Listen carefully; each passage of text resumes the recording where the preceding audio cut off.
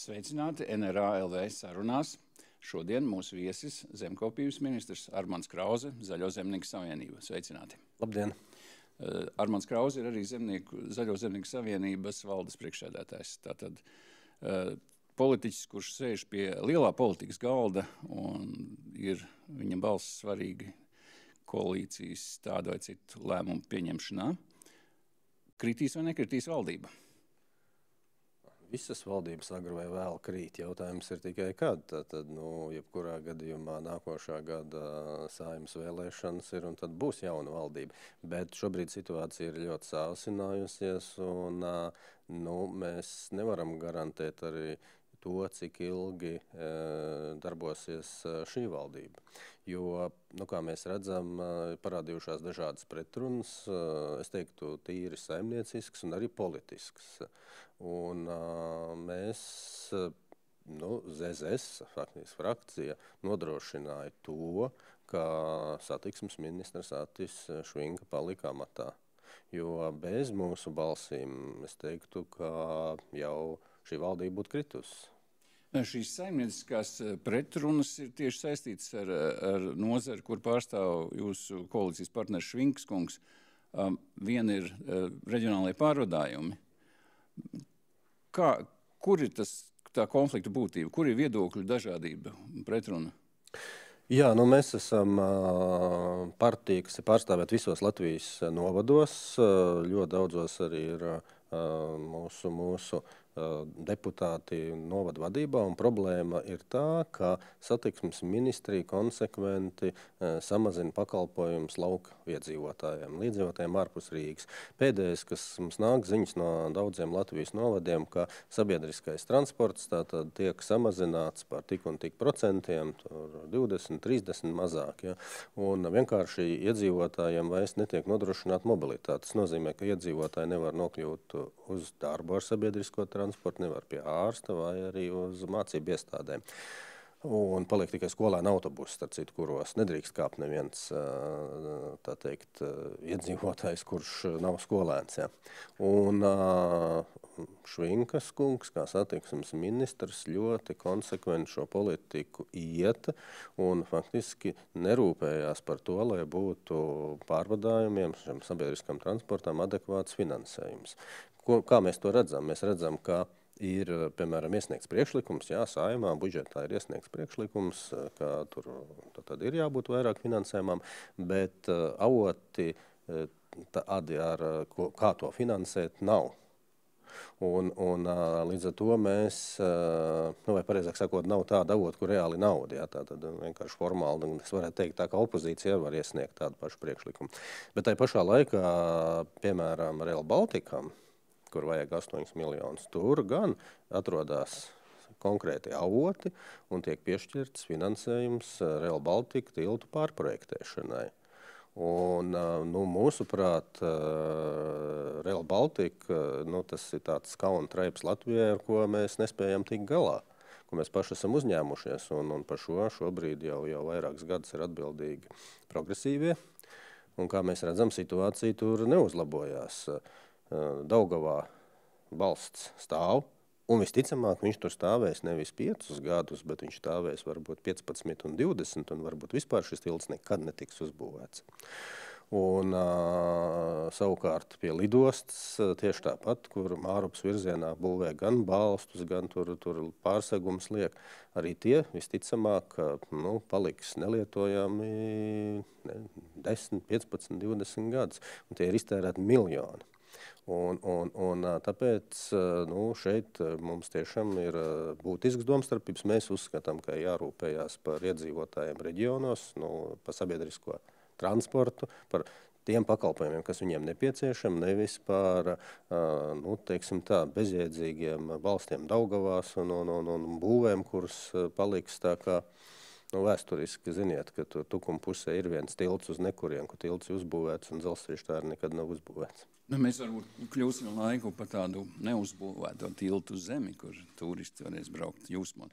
Bet, ja nopietni, tad kā izpaužās? Tad ir iesniegts Saeimā priekšlikums bez nodalīt finansējumu iedalītā, un reāli tas izpaudīsies tā, ka auto pārvadātiem nebūs nauda un slēgs daudzus maršrutus reģionālajos pārvadājumos, vai kā tas notiks reāli dzīvē? Nē, tieši tā, tad ja iesniedz priekšlikumu, jābūt konkrētam finanšu avotam. Protams, ka, kā es minēju, opozīcijā, piemēram, ļoti bieži arī var iesniegt priekšlikumu un norādīt līdzekļu neparedzētiem gadījumiem. Tā klasiski, tad tur var kaut vai pa miljardu iesniegt, bet parasti pretī jāliek tad ieņēmumu. Piemēram, ja Švinks kungs ir atbildīgs par satiksmes nozari, tad viņiem būtu jāliek tad pretī ieņēmumu no mūsu ostām, jāliek ieņēmumi, kas nonāk valsts budžetā, piemēram, no kravu pārvadājumiem.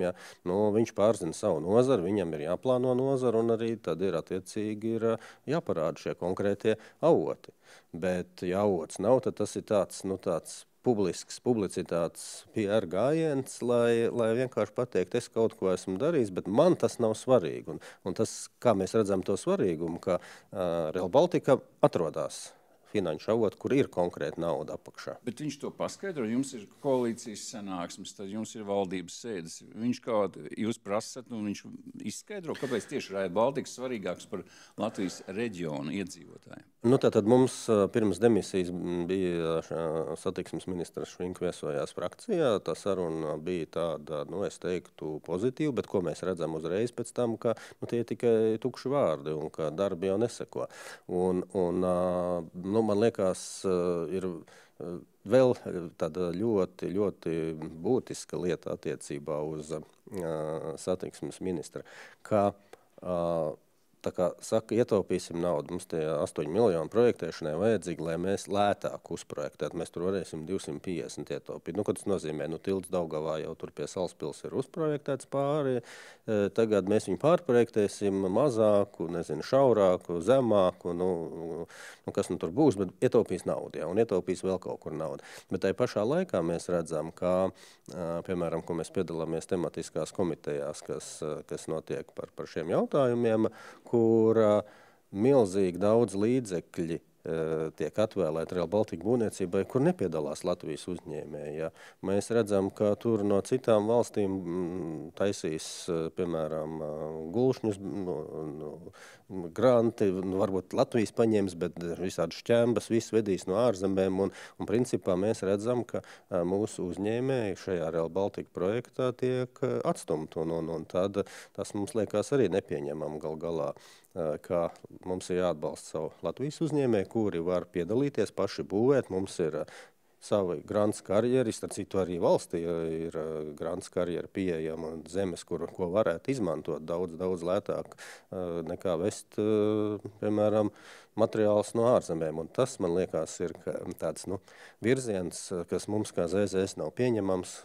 Mēs uzskatām, ka jāatbalsta ir Latvijas uzņēmēji, tas ir darbvietas Latvijā, tie ir mūsu paši strādājošie, nevis, tā teikt, vieglu roku jādod projām naudu uz citām valstīm, kur arī gan strādājošie atbrauc no turienes, gan arī nopelna citu valstu uzņēmēji. Jūs pareizi sadzirdējāt, arī šķembas pat eksportēsim tagad no Zviedrijas, kaut kur ņemsim šķembas, kas mums akmeņi trūkst vai kā? Nesot kvalitāti, un tāpēc jāved būšot no citām valstīm. Tāpēc es arī to neizprotu, un tā ir satiksmes ministra atbildība, kā viss šis tiek organizēts. Un tāpēc es uzskatu, ka mums ir ZZS ļoti skaidra pozīcija, starp citu, ka tā kā sākotnēji tika solīts, ka Eiropa tos Rail Baltica būvniecībā 85%, un valsts liek klāt tikai 15%. Un mēs sekojam līdzi, lai kaut kādā veidā nepamanās un pa kādām šķirbām neieliena dažādi dokumenti, kur būtu lielāks valsts finansējums, jo tāda vēlme mēs redzam, ka ir, ka Eiropā arī, protams, līdzekļi ir ierobežot un ka vajadzētu valstī to maksāt, šito maksāt, respektīvi šajā būvniecībā veidojās papildus izmaksas un arī dažādas neiedzības. Es varētu, piemēram, pastāstīt par vienu neiedzību, kas ir saistīta ar meliorācijas sistēmām, kur vienā posmā Rail Baltica ir trasa uzprojektēta, bet pēc kāda laika secina, ka tās meliorācijas sistēmas un grāvis pie Rail Baltica ir zemāk kā apkārtējo lauku grāvi. Nu, ko tas nozīmē? Tas nozīmē, ka no lauksaimniecības zemēm tur tecēs ūdens un stāvēs visu laiku pie Rail Baltica. Nu, tad šie daži kungi vērsās, klausieties, jūs tos savus grāvus variet pārprojektēt lauksaimniekiem, kas ir vajadzīgi. Tas absolūti, vispār, kā lai saka, kliedzošā attieksmē. Ja jūs projektējat Rail Baltica, tad pielāgojoties tam, kas ir apkārt, nevis lūdziet pārprojektēt. Un ko tas nozīmē? Tas nozīmē, ja, piemēram, ir tad jāiztīra tālāk gan grāvi, gan upes, kas ir tūmā, lai pielāgotos Rail Baltica trasē. Tas ir milzīgas izmaksas, kas nāk vēl papildus par meliorācijas sistēmu rekonstrukciju, un tās nav iekšā šajā Rail Baltica projektā. Un tāpēc jāsako līdzi, lai neapaug šis projekts ar šādām papildus izmaksām, kas reāli sadārdzinās projektu. Un arī tā proporcija nebūs 85/15, bet, piemēram, būs varbūt 60/40, varbūt 50/50 beigās. Tā ir apzināta kaitniecība. Kā viņš skaidro? Kā, jūs sanāksmes notiek, kā tiek uzdot jautājumu, saņemts atbildes? Kā tas? Es domāju, ka tā vienkārši tāda nespēja koordinēt projektu un tāda, kā lai saka, ja nespēja vadīt. Kā var nespēt? Apzināti es tomēr neteiktu, jo es vismaz neticu, ka varētu apzināti kaitēt Latvijas valstī. Es domāju, ka tā ir tiešām tāda nemākulība. Bet atstumt vietējos uzņēmējus no tāda mega, liela projekta Baltijas mēroga, un šķēmas vairs no ārzemē, vai tad tur jau liela prāta nevajag. Tomēr, ja tu esi patriots un atbildīgs par savu valsti un savu nozari, tad tu iesaisti maksimāli daudz. Tā skaitā valsts uzņēmums, valsts mežiem arī karjeri. Jā, ļoti daudz ir, un viņas arī sagatavotas speciāli priekš Rail Baltica. Tas arī tiesa, tā kā Latvijas valsts mežiem ir šis resurs pieejams. Kārtībā. Un šī gadījumā vispār varētu pirkt patiešo no Latvijas valsts mežiem. Te nebūtu starp kaut kādiem uzņēmējiem jāpērk šis te grants, tā kā tas arī tiesa ir. Bet tie dažādi jautājumi, kur es domāju, es tomēr vairāk skatos kā zemkopības ministrs, bet ko es gribu uzsvērt, ka es no malas redzu, ka ir tāda, teikt, nepareizā virzienā virzās šī te satiksmes ministra darbība, jo, kā es vēlreiz uzsveru, jārūpējās ir par iedzīvotājiem, un ja man būtu jāizvēlās, vai es uzbūvēju Daugavā vēl vienu balstu, vai es novirsu finansējumu sabiedriskam transportam reģionos, lai cilvēki var nokļūt darbā un uz vietējiem centriem, tad es viennozīmīgi izvēlētos palīdzēt Latvijas iedzīvotājiem, nevis ieguldīt naudu Rail Baltica trasē. Jo Rail Baltica minimāli pārvadās Latvijas iedzīvotājs, viņš Igauņus pārvadās. Mūs tad tur tā nosacīti ļoti. Varēs aizbraukt uz Salaspili, kad būs otrā kārta caur Rīgu, to es nezinu. Salaspilī mēģināt iekāpt un kaut kur aizbraukt. Tā kā teorētiski kāds jau aizbrauks, bet tā sākotnējā ideja, kas faktiski bija ļoti, tāda es uzskatu pareiza, ka šī trasa virzās caur Rīgu, caur Rīgas lidostu, tāpēc arī lidosta šo te staciju tur būvē.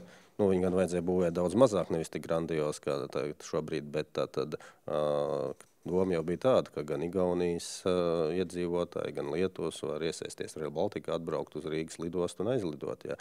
Tagad tā vietā, lai tieši izkāpt lidostā, būs jāaizbrauc līdz Salaspilī izkāps, tad pārsēdīsies uz mūsu Viviju, un Vivija brauks uz lidostu. Tāda tā kārtība būs. Maigi izskatās īpatnēji ļoti. Šie nav vienīgie jautājumi. Bija saķeršanās arī par SIFU, kad jālikvidē SIFs, bet tur arī citas partijas pieslēdzās šai iniciatīvai. Kā SIFs sadala naudu, kādiem projektiem sadala naudu, tā skaitā, kur ir migrantu, kur cilvēki, kur nelegāli šķērso mūsu valsts robežu, apčubināšana, mīlēšana, viņu cienīšana. Tā ir mūsu nodokļu maksātāja nauda, kas tur aiziet. SIFs faktiski ir, te būtu divās daļās jāsadala. Viens ir tā administratīvā puse, un tas, ka varētu arī šos līdzekļus dažādiem projektiem, piemēram, kas ir trūcīgo pakām, vai arī mēdījiem, kur ir piešķirt citas iestādes. Nav vajadzīgs mums tik daudz administrējošu iestādes, respektīvi, ar mazāk birokrātiju. Bet attiecībā uz tiem mērķiem, jā, tur ir daudz labi mērķi, kā es minēju, trūcīgiem palīdzēt, trūcīgo pakasu un palīdzēt tiem, kas ir no vardarbības cietuši. Tā kā tas ir ļoti vajadzīgs, jā. Bet tai pašā laikā ir arī daudz dažādi apšaubāmi projekti, kas parādās. Ja mēs runājam par migrāciju, tad šis jau ir politisks jautājums, kur mums ir būtiski atšķirīgs viedoklis no mūsu koalīcijas partneriem, īpaši progresīviem. Un mēs uzskatām, ka tad migrācija nelegāli ir jāapkaro vispār pēc maksimāli, ja, un tikai kontrolēt, ja, stipri pārbaudīt, ja, tad varbūt, kad brauc konkrētiem uzņēmumiem, strādā un pēc tam aizbrauc projām no Latvijas, respektīvi darbspēks, kur ir vajadzīgs, tur viņš ir vajadzīgs, bet tam jābūt kontrolētam, nevis tā kā šobrīd mēs redzam, pirmkārt brauc dažādu valstu iedzīvotāji, viņi līdz paņem arī savus ģimenes, ko viņi drīkst darīt. Tur liels skaits, daudz skaitlīgi ģimeni ir, un mums jāmaksā pabalsti, es saprotu, kad mūsu ģimenēm... Tad jau bija tāda kārtība, tā arī Eiropas, kur mēs mums labklājības ministrs to iesniedza, ka tas ir jāgroza, jo mēs saņēmām mantojumā tādu kārtību, ka mēs Latvijas iedzīvotāji maksājām šiem te migrantiem par to, ka viņam kaut kur ārpus Latvijas. Vienalga, vai tā būtu Uzbekistāna vai Pakistāna, ir ģimene un tur ir bērni. Ja, un tad Latvija maksāja par šiem bērniem pabalstu, kas nedzīvo Latvijā. Es domāju, ka tas vispār ir kliedzoši un tāda sistēma bija izveidota. Tā nedrīkstētu būt. Ja. Un tas cilvēks, kas atbrauc šeit strādāt, viņam jānostrādā un jābrauc mājās, nevis jāpieprasa pabalstu vai arī visu ģimeni jāatvalk uz Latviju. Redziet, un tas nozīmē, ka mums būtiski atšķirās pieeja šajos migrācijas jautājumos, tā skaitā arī par šo te nelegālo migrāciju. Tā ir viena problēma vēl, tas arī faktiski ir viens no jautājumiem, kas apdraud valdības stabilitāti, jo tā ir principiāla problēma. Mēs nevaram piekāpties, ka mēs paliekam par, tā teikt, atvērtu valsti, lai brauc no visas pasaules vienalga, kurš gribēja. Un savukārt progresīvie, viņi uzskata, ka Latvijai ļoti atvērtai jābūt migrācijas jautājumos. Tie ir ideoloģiskie jautājumi. Mēs vēl varam atcerēties arī Stambulas konvencijas visas aktivitātes.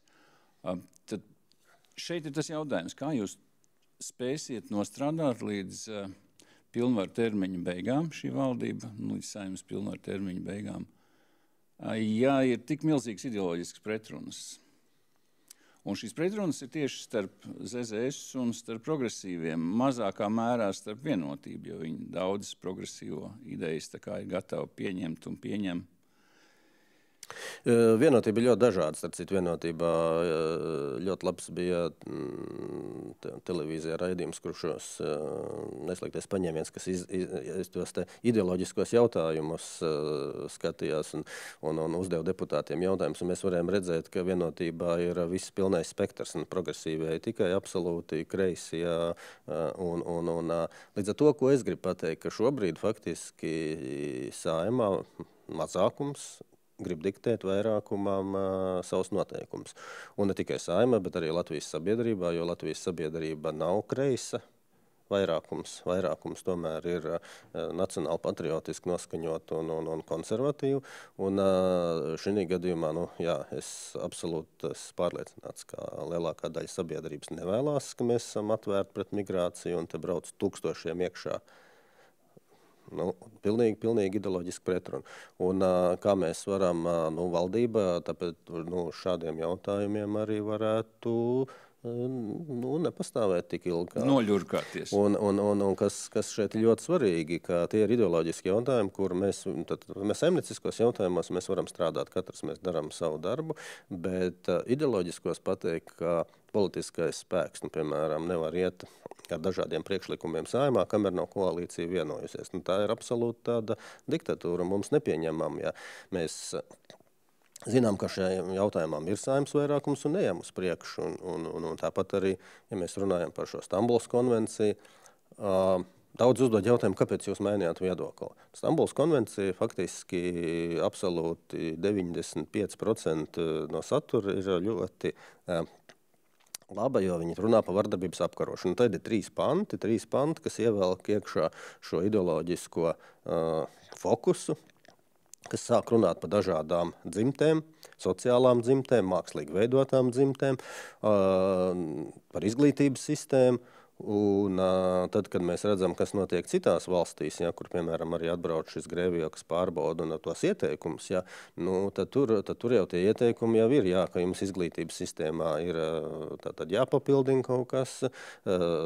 Piemēram, mums nav pieņemams, ka mēs uzskatām, ka ir vīrietis un sieviete, un ka tur nav sociāli izveidots kaut kādas entās dzimtes. Ja. Pie tā arī jāpaliek ir. Ja. Un šeit veidojās tā pretruna. Bez EZS pirms 2 gadiem, kad mēs piekritām ratificēt, mēs panācām, ka šai konvencijai, tātad ratificējot Saeimā, tiek pievienot deklarācija, kur skaidri pasaka, ka mēs tātad atsaucamies uz satversmē mūsu nostiprinātām vērtībām un ka tās ir augstāks par šo konvenciju.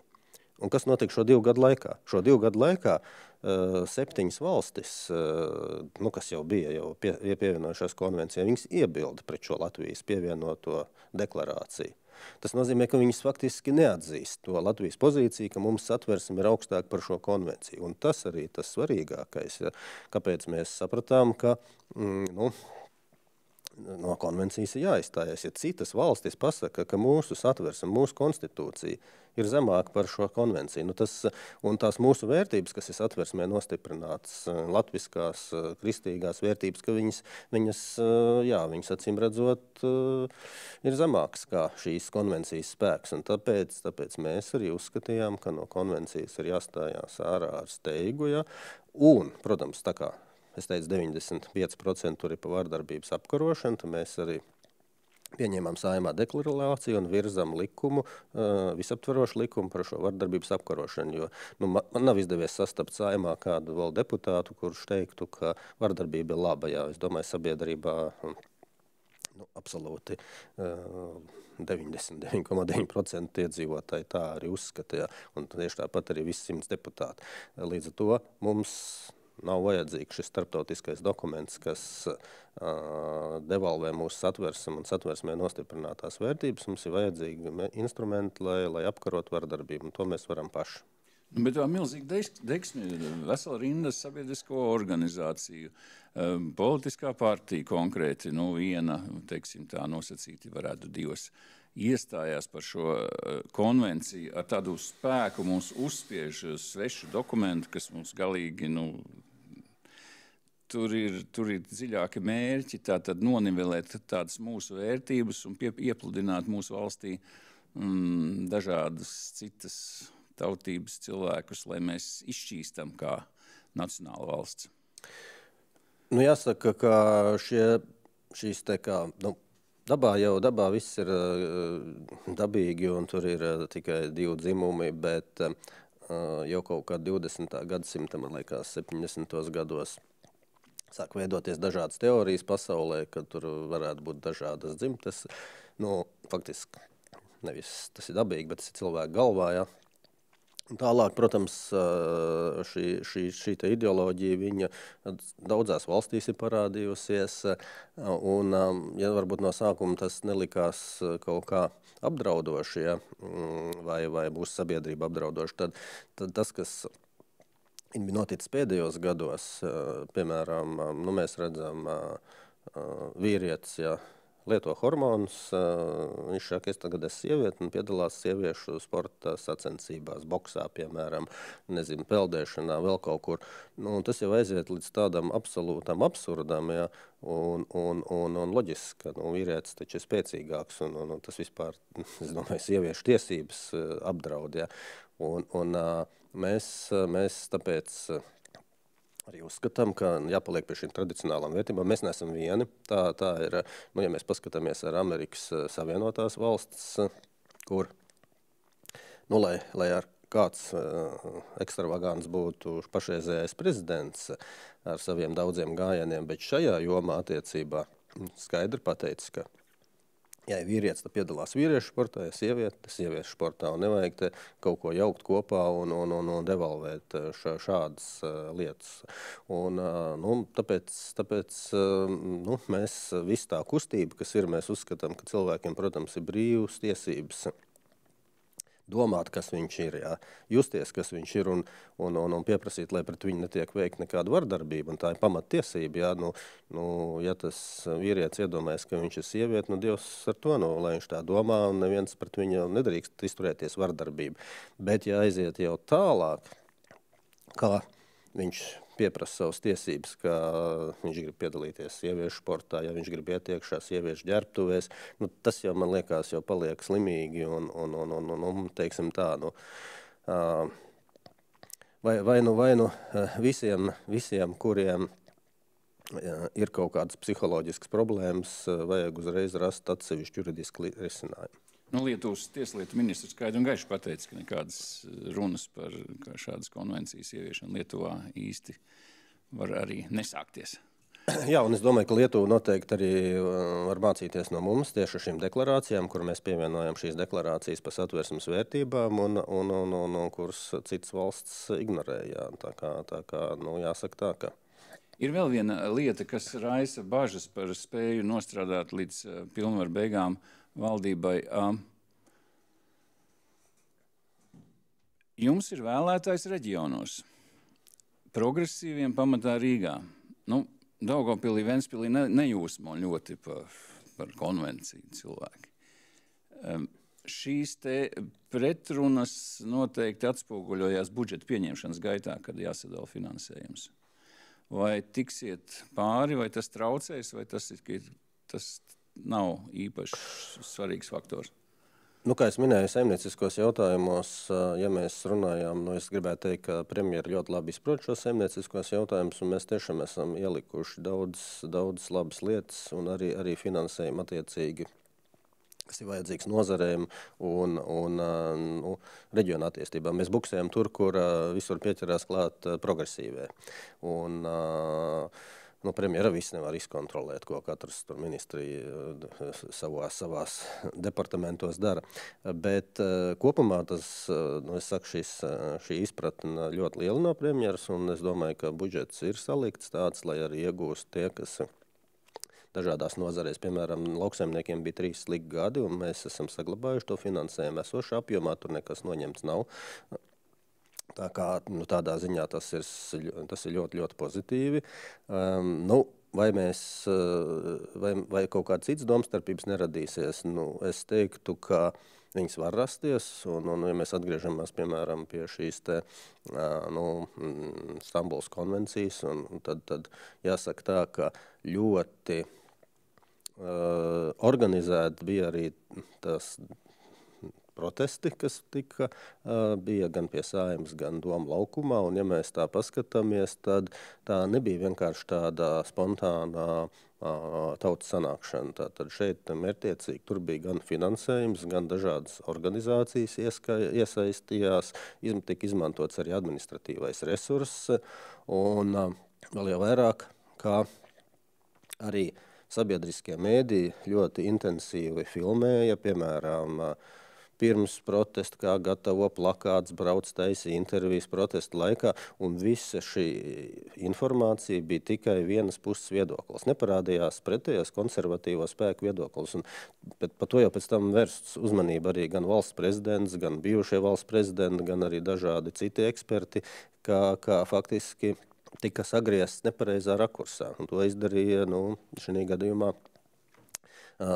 sabiedriskie mēdīji, kuriem vajag atspoguļot abas divas viedokļus, tad gan to, kas ir par, gan arī to, kas ir pret, un sanāca tā, ka tie, kas neatbalsta šīs netradicionālās vērtības, bet atbalsta tradicionālās, iestājās par satversmes vērtībām, un tāpēc viņi nevēlas, lai šī konvencija ir. Viņi tika pateikt, ka viņi tā kā ir kaut kāda ar Kremlu saistīta tur prokrieviski spēki. Tātad cilvēki, kur iestājās par satversmes vērtībām, tika sagriezt pilnīgi pretēji, ka viņi ir prokremliski. Savukārt tie, kuri ir pret satversmes vērtībām, tie tika pasniegt kā glābēji, kā tagad demokrātijas garants, un tas nebija pareizi. Šeit vajadzēja uzklausīt. Tam nekāda sakara nav ar Kremlu.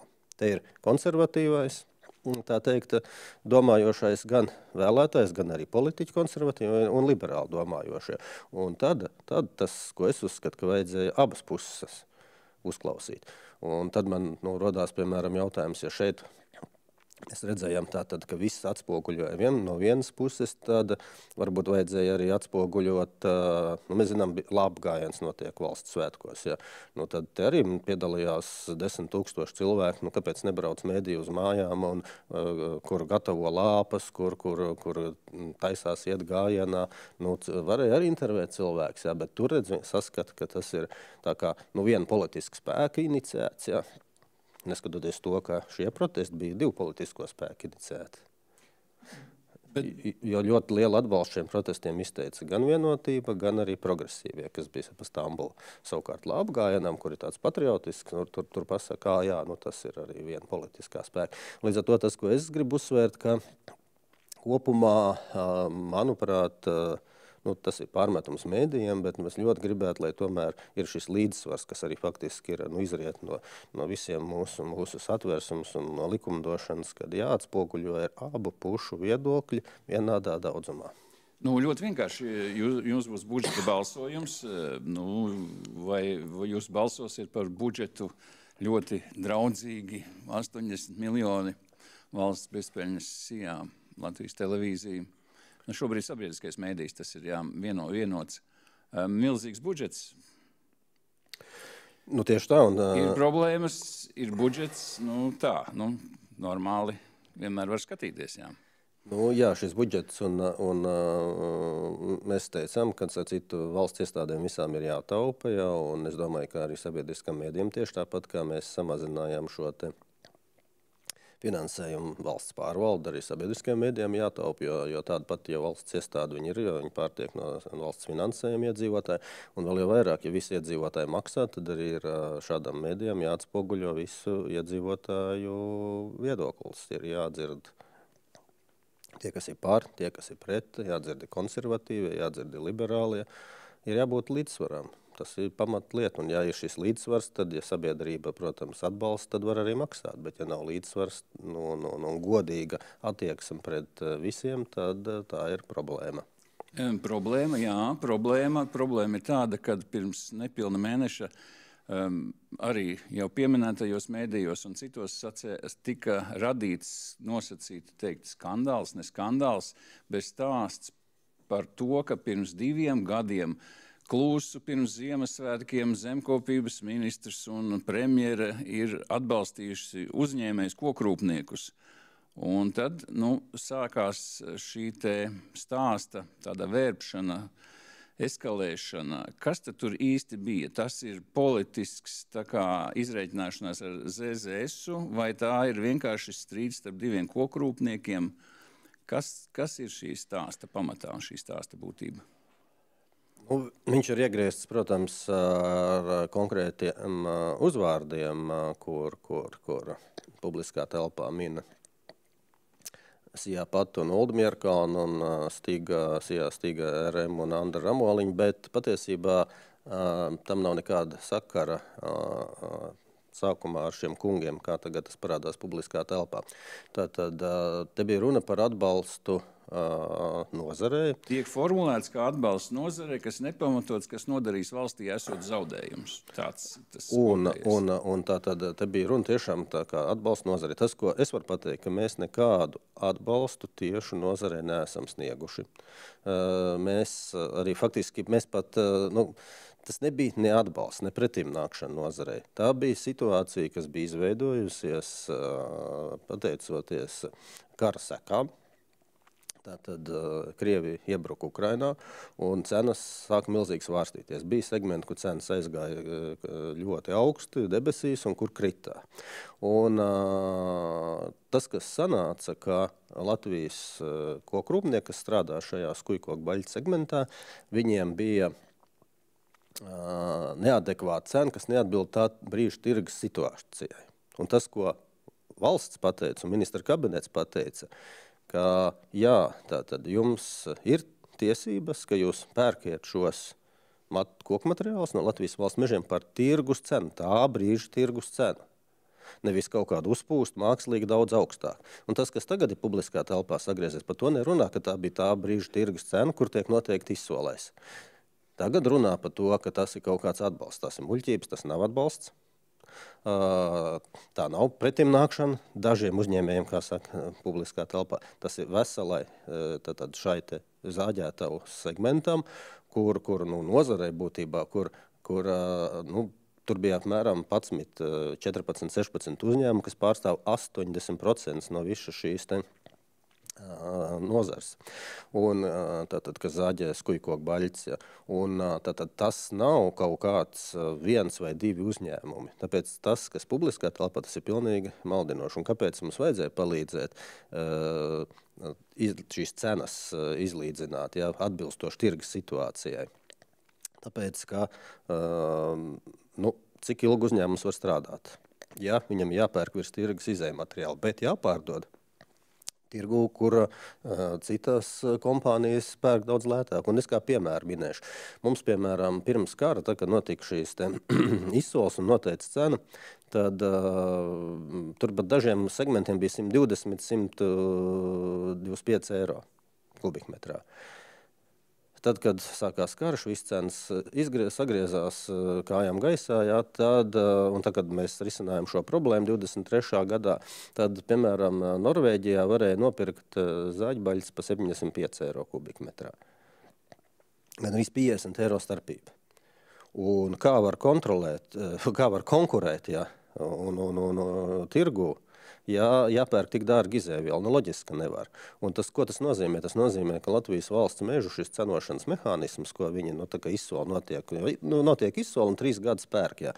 Normāli būtu, ka tā izsolītā cena staigā līdz tirgus cenai. Un uzņēmējs, kurš dabū resursus uz 3 gadiem, viņš nosola vairāk, protams, 50, 10 vai 15 eiro virs tirgus cenas. Bet tajā brīdī, kad tirgus cena krītās, tad, protams, viņš maksā vairāk, un kad viņa iet uz leju, tad viņš arī maksā vairāk, bet šī te cena, pa ko viņš pērk, staigā. Un Latvijas valsts meži bija izstrādājuši tādu šo cenošanas mehānismu, kur, uz papīra viņam vajadzēja staigāt līdz, bet realitātē tiešām nestaigāja. Tas grāva mūsu šo zāģētavu konkurētspēja, bija apdraudēta, un mēs faktiski saglabājām tūkstošiem darbvietas.